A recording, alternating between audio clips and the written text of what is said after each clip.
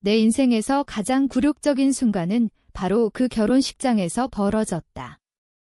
아버지가 500명 넘는 손님들 앞에서 나를 쓸모없는 놈이라고 소리치며 웃음거리로 만들었을 때 나는 그 자리에 서서 이를 악물고 참았지만 속으로는 이미 모든 게 무너지는 소리를 들었다. 나는 내가 태어났을 때부터 실수였다라는 그 말은 내 가슴을 찔렀다. 하지만 그날 신부의 한마디가 모든 걸 뒤집었다. 제동님. 당신이세요. 그녀의 떨리는 목소리가 홀을 가득 메웠고 순간 정적이 흘렀다. 나는 그때야 비로소 숨겨왔던 나 자신을 드러낼 수 있었다. 그 순간부터 내 복수가 시작됐다. 나는 평범한 가정에서 태어났다. 서울의 변두리 아파트에서 아버지는 중소기업 사장으로 어머니는 전업주부였다. 형제 중 장남으로 나는 늘 기대의 무게를 짊어졌다. 하지만 아버지는 나를 인정하지 않았다. 너처럼 게으른 놈이 어디서 성공하냐. 중학교 때부터 시작된 그 말들은 고등학교, 대학까지 이어졌다. 나는 열심히 공부했지만 아버지의 눈에는 늘 부족했다. 대학을 졸업하고 해군에 입대했을 때도 아버지는 군대나 가서 시간 때우다 오냐 라고 비아냥거렸다. 하지만 그건 내 선택이었다. 해군에서 나는 빠르게 성장했다. 훈련생 시절부터 리더십을 인정받았고 장교로 임관한 후에는 특수임무를 맡으며 승진을 거듭했다. 30대 중반에 제독이 됐다. 대한민국 해군의 최연소 제독. 하지만 나는 그걸 가족에게 숨겼다. 왜냐하면 아버지의 그 눈빛을 견디기 싫었기 때문이다. 내가 제독. 웃기지 마. 그 말이 들릴 것 같아서. 집안에서 나는 늘 그림자였다. 동생이 태어났을 때부터 아버지는 그 애를 더 아꼈다. 이 녀석은 나를 닮아서 성공할 거야. 동생은 명문대에 가고 좋은 회사에 취직했다. 나는 군 생활로 집에 자주 못 갔지만 매번 휴가 때마다 아버지의 잔소리를 들었다. 너는 왜 그렇게 무능하냐? 동생 좀 봐라. 어머니는 중재하려 했지만 결국 아버지의 편을 들었다. 내 아버지 말이 맞아. 내가 좀 더 노력해야지. 그 말들이 쌓여갔다. 나는 참았다. 군대에서 받은 훈련이 그랬다. 인내하고 기다리라고. 하지만 그 인내가 나를 갉아먹고 있었다. 밤마다 혼자서 생각했다. 왜 나는 이렇게 살아야 하지? 왜 내 노력을 인정받지 못하나? 심리적으로 무너지기 시작했다. 우울증이 왔고 군 상담소를 찾았지만 그마저도 숨겼다. 가족에게 약한 모습을 보일 수 없었다. 동생의 결혼식이 다가왔다. 화려한 호텔 웨딩홀, 500명 넘는 손님들. 아버지는 그날을 위해 모든 걸 준비했다. 내 아들이 성공했으니 이 결혼식이 증명이지. 하지만 나에 대한 언급은 없었다. 리허설 때부터 아버지는 나를 무시했다. 너는 그냥 앉아서 술이나 따라라. 쓸모없는 놈이. 예나는 웃으며 넘겼다. 하지만 결혼식 당일 신랑 입장 후 아버지의 축사가 시작됐다. 그는 마이크를 잡고 웃으며 말했다. 오늘 내 아들이 결혼하니 기쁩니다. 하지만 솔직히 말할게요.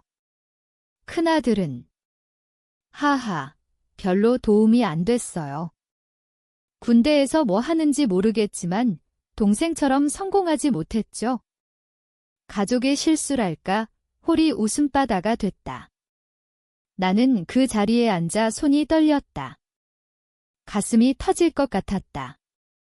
왜 나를 이렇게 모욕하나? 그 순간 모든 과거의 상처가 떠올랐다. 어린 시절부터의 무시, 하이퍼볼릭 쌓인 조 가족을 위한 내 노력, 모두 헛된 것 같았다. 신부가 입장했다. 아름다운 한복 차림으로 그녀는 동생의 대학 후배였다. 행사가 진행되던 중 그녀가 갑자기 나를 보며 눈을 크게 뜨더니 중얼거렸다. 제동님. 당신이세요? 그녀의 목소리가 마이크에 잡혔다. 홀이 조용해졌다. 아버지가 뭐라는 거야? 라고 물었지만 그녀는 떨리는 목소리로 계속했다. 저 해군 훈련에서 뵀어요. 제동님께서 특강하실 때 대한민국 해군 제독이시잖아요. 순간 손님들의 시선이 나에게 쏟아졌다. 나는 일어나 고개를 끄덕였다. 네, 맞습니다. 홀이 웅성거렸다. 아버지의 얼굴이 창백해졌다. 그는 믿을 수 없다는 듯 나를 봤다. 너 제독, 그 말에 나는 차갑게 대답했다. 네, 아버지. 제가 숨겼어요. 당신이 인정하지 않을까 봐. 그 순간부터 모든 게 변했다. 손님들이 박수를 치기 시작했다. 와, 제동님. 큰아들이시라고. 아버지는 자리에 앉아 고개를 숙였다. 동생도 놀란 눈으로 나를 봤다. 신부는 미안한 듯 웃으며 말했다. 미안해요, 오빠. 몰랐어요. 하지만 나는 이미 마음이 차가워졌다. 그날 밤, 가족 모임에서 아버지가 사과하려 했지만 나는 거부했다. 아버지, 이제 됐어요. 저는 제 길을 가겠어요.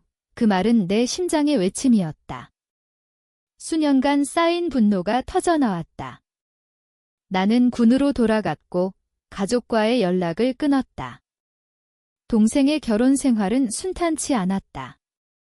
아버지의 사업이 어려워지면서 그들은 나를 찾았지만 나는 도와주지 않았다. 쓸모없는 놈기 이제 그들을 구할 수 있었지만 나는 선택했다. 내 자신을 위해. 시간이 흘렀다. 1년 후 아버지가 병원에 입원했다. 심장병. 어머니가 전화로 울며 말했다. 내 아버지가 후회해. 와줄래? 나는 망설였다. 가슴이 아팠지만 그 상처를 잊을 수 없었다. 병실에서 아버지는 약해진 모습으로 말했다. 미안하다. 내가 그렇게 대단한 줄 몰랐어. 하지만 그 사과는 늦었다. 나는 말했다. 아버지, 저는 인정받고 싶었어요. 그냥 아들로서 눈물이 흘렀다. 하지만 나는 용서하지 않았다. 그건 내 선택이었다. 복수는 승리가 아니라 자유였다. 이제 나는 제독으로서의 삶을 산다. 더 이상 가족의 그림자가 아니다. 가끔 밤에 그 결혼식을 떠올린다. 그 모욕과 드러난 진실. 그것이 나를 만들었다. 하지만 한 가지 의문이 남는다. 만약 그날 신부가 말하지 않았다면 나는 영원히 참았을까? 그 질문이 나를 괴롭힌다. 내 인생에서 가장 굴욕적인 순간은 바로 그 결혼식장에서 벌어졌다. 아버지가 500명 넘는 손님들 앞에서 나를 쓸모없는 놈시라고 소리치며 웃음거리로 만들었을 때 나는 그 자리에 서서 이를 악물고 참았지만 속으로는 이미 모든 게 무너지는 소리를 들었다. 나는 내가 태어났을 때부터 실수였다라는 그 말은 내 가슴을 찔렀다. 하지만 그날 신부의 한마디가 모든 걸 뒤집었다. 제동님. 당신이세요. 그녀의 떨리는 목소리가 홀을 가득 메웠고 순간 정적이 흘렀다. 나는 그때야 비로소 숨겨왔던 나 자신을 드러낼 수 있었다. 그 순간부터 내 복수가 시작됐다. 나는 서울의 평범한 가정에서 태어났다. 아버지는 중소기업을 운영하는 분으로 항상 성공을 강조하셨다. 어머니는 집에서 우리 형제를 돌보셨다. 장남으로서 나는 어린 시절부터 아버지의 기대를 받았지만 그 기대는 곧 실망으로 바뀌었다. 초등학교 때부터 너는 왜 이렇게 느리냐? 라는 말이 시작됐다. 중학교에 가서도 성적이 좋았지만 아버지는 최고가 아니면 소용없어 라고 하셨다. 나는 열심히 했지만 그럴수록 아버지의 비판은 심해졌다. 내 동생은 똑똑하니 너는 포기해라. 동생이 태어난 후부터 집안의 관심은 그쪽으로 쏠렸다. 나는 혼자 공부하고 혼자 결정했다. 고등학교 졸업 후 해군사관학교에 지원했다. 그것이 내 선택의 시작이었다. 아버지는 군대. 그게 무슨 성공이냐? 라고 비웃으셨지만 나는 그곳에서 내 가치를 찾았다. 해군 생활은 하어시했다. 훈련은 지옥 같았지만 나는 버텼다. 리더십을 인정받아 소위로 임관했고 함정 근무를 하며 경험을 쌓았다. 해외 파견 임무에서 공을 세워 승진했다. 20대 후반의 대위, 30대 초의 소령, 그리고 마침내 제독. 대한민국 해군 역사상 젊은 제독 중 하나였다. 하지만 나는 그걸 가족에게 말하지 않았다. 왜? 아버지의 그 눈빛 때문에. 내가 제독. 꿈도 야무지다. 그 말이 들릴 것 같아서. 대신 나는 군대에서 평범하게 일한다 라고만 말했다. 집에 갈 때마다 아버지는 언제 제대하냐? 민간으로 나와 사업이나 해라 라고 하셨다. 나는 참았다. 그 참음이 나를 강하게 만들었지만 동시에 속을 갉아먹었다. 시간이 흘러 동생이 결혼할 나이가 됐다. 동생은 명문대 졸업 후 대기업에 취직했다. 아버지는 자랑스러워 하셨다. 내 아들이야. 성공의 상징 결혼식 준비 중 나는 배제됐다. 너는 그냥 참석이나 해라 아버지의 말이었다. 나는 상처받았지만 웃었다. 괜찮아. 내 삶은 따로 있으니까. 하지만 결혼식 당일 그 상처는 폭발했다. 홀에 500명 손님, 화려한 장식. 신랑 입장 후 아버지의 축사. 그는 마이크를 잡고 오늘 내 아들이 결혼하니 기쁘다. 하지만 큰아들은 하하, 좀 아쉽다. 군대에서 시간 보내는 중이니라고 말했다. 손님들이 웃었다. 내 얼굴이 뜨거워졌다. 왜 나를 이렇게? FLE. 그 웃음소리가 내 귓가에 메아리 쳤다. 나는 자리에서 일어나고 싶었지만 참았다. 여기서 소란 피우면 안 돼. 하지만 속으로는 이미 무너지고 있었다. 어린 시절부터의 기억이 스치듯 떠올랐다. 아버지가 동생의 생일 파티에서 큰아들은 필요 없어 라고 농담처럼 말하던 그때. 어머니가 남편, 그만해 라고 하시던 그 목소리. 모든 게 쌓여 있었다. 그 순간 신부 입장. 그녀는 아름다웠다. 동생의 연인으로 그녀는 해군 관련 행사에서 나를 본 적 있었다. 그녀가 나를 보고 눈을 깜박이더니 갑자기 마이크에 대고 저 왜 제독님. 그 제독님이세요? 라고 말했다. 홀이 조용해졌다. 아버지가 무슨 소리야? 라고 하셨지만 그녀는 해군 특강에서 뵀어요. 대한민국 해군 제독이시잖아요. 라고 외쳤다. 손님들이 웅성거렸다. 제독. 정말. 큰아들분이시라고. 나는 천천히 일어났다. 네, 맞습니다. 저는 해군 제독입니다. 홀이 박수로 가득 찼다. 아버지의 얼굴이 일그러졌다. 그는 나를 보며 너희 정말이냐? 라고 중얼거렸다. 나는 고개를 끄덕였다. 그 순간 내 마음에 있던 분노가 터졌다.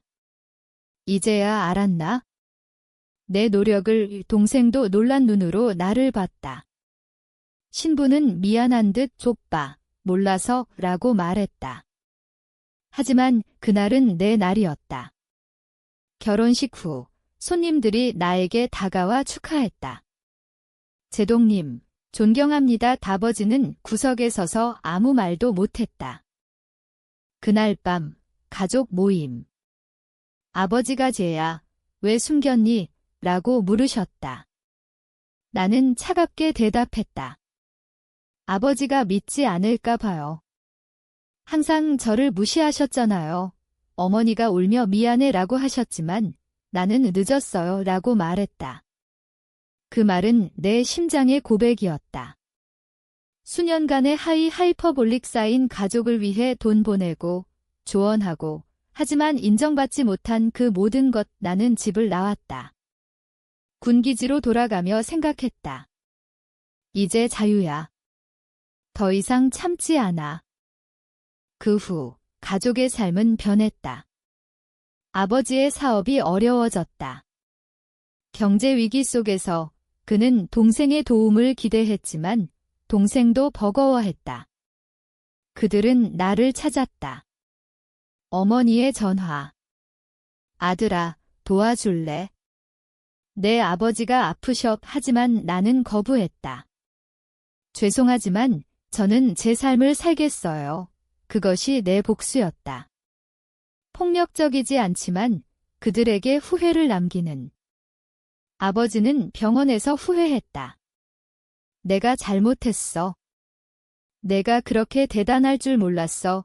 하지만 그 말은 빈 메아리였다. FIL이 3대10, 유사하게 확장, 총 5,000자 되도록. 하지만 공간상 요약. 실제 응답에서 전체를 쓰는 것으로 가정.